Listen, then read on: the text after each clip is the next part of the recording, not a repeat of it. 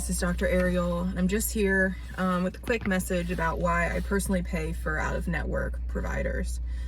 So if you don't know about me or about my company's name is Rooted Physio Performance. We're a mobile physical therapy company, and we are an out-of-network practice except for Medicare. And a lot of times people, are hesitant to pay for out-of-network providers because, insurance is obviously something we pay a lot for every month, but I'm going to tell you about why I personally pay for out-of-network providers and some of the benefits to working with an out-of-network provider. And I'm going to tell you a little bit of a story about earwax impaction. And P.S. do not use Q-tips on your ears. So I recently was traveling to out of the country to Ghana with my husband. And Ghana it's a beautiful place. It has, kind of like a rainy season and a more hot and humid season. But we went there when it was kind of a transition between the two. So the weather was a little bit more dusty and dry than I expected. So if you didn't know this, like earwax can build up in your ears. And it's not always an indicator that you're not cleaning your ears out. I personally have smaller ear canals. If you look at my little ears compared to the rest of my face. So I personally experienced this before when I was living in California. Again, another dry climate compared to what I'm used to in this swamp that we call Maryland. So earwax can build up, and this actually happened to me when I was halfway through my visit in Ghana.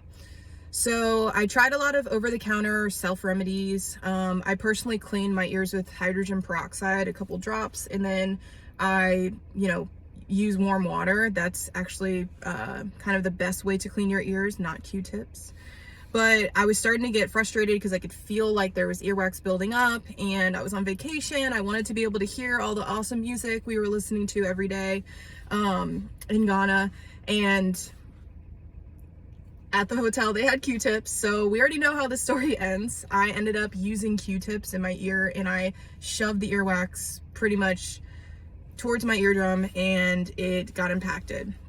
So this is not an emergency situation where I needed to go and get checked out. It can feel like that because, of course, I'm now half deaf, and that's really worrisome. But luckily, I'm a medical provider, so I knew that it was an emergency. And I knew that this had happened before, so that was very reassuring to me. But of course, this has never happened when I was in a completely other country where, I wasn't really as versed on their medical system or how to get this figured out quickly. So I ended up going to a pharmacy in Ghana, and they were extremely helpful. They were actually able to get me some prescription ear drops and give me information about self-care, and then they also mentioned I should schedule with an audiologist. So I was like, okay, well, how often or how backed up is the audiologist? Do you have a suggestion? And they were like, well, usually it's like a month waiting list. So I was like, well, I might as well just schedule something when I get back home. So I dealt with the earwax impaction. I still did my self-care, starting to get better a little bit. And I just dealt with it because it was uncomfortable, but again, it was not an emergency. So this is why I decided to go with an out-of-network practice and why I typically do this. One, I was able in another country to schedule this appointment fully online. I was able to get an appointment ASAP. So I literally got an appointment 12 hours within landing. And I was in and out in 15 minutes. So I ended up taking a situation where I could have been uncomfortable for a long time. I could have even looked for maybe a primary care provider to help me get this earwax out. But I would have, again, been half deaf, waiting for a month. And for me, as someone who has to, listen to folks and teach yoga and really be there and need my hearing, it was very important for me not to have to waste a lot of time going through our medical system. So with out-of-network providers, one, you can often schedule with them online. I think this is excellent, and I think all medical providers should move this way. Unfortunately, because there's kind of obviously a healthcare provider shortage. So most of the in-network practices, if I would have went through my insurance, I would have been deaf for a month. Second, I was able to get in and out in 15 minutes. So not only did I save time in weeks of time, but I also got the treatment and got out very, very quickly. Sure, there are still some primary care providers out there that will prioritize you and help with these small little visits, but that is becoming less and less when it's covered in network, just because, again, there's a lack of healthcare providers and there's a plethora of people who need healthcare. So, as you know, as an out-of-network provider, again, it can be frustrating in trying to figure out how to submit for insurance. Well, this out-of-network provider educated me on that process. And I also, again, have this information because I am an out-of-network provider. And I also educate people on their rights as having insurance if they have out-of-network benefits.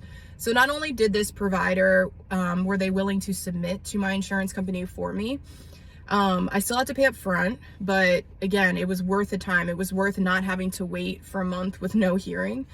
And they're able to submit on the back end. So if I do get any reimbursement, I'll get a check in the mail. How easy is that?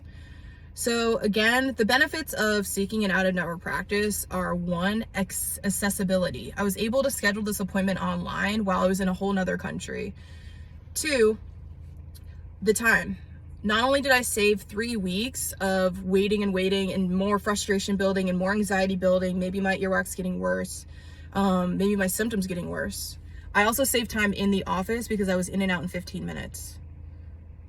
3, the understanding that my healthcare is in my hands. So I'm not sitting around and waiting on, a provider that's going to make me go through all the 17 steps of their intake and, weigh me and ask me my favorite color. Like, there was none of that. It's very straight to the point because out-of-network practices recognize the fact that patients are becoming more and more educated and more autonomous in their healthcare, and that's how it should be.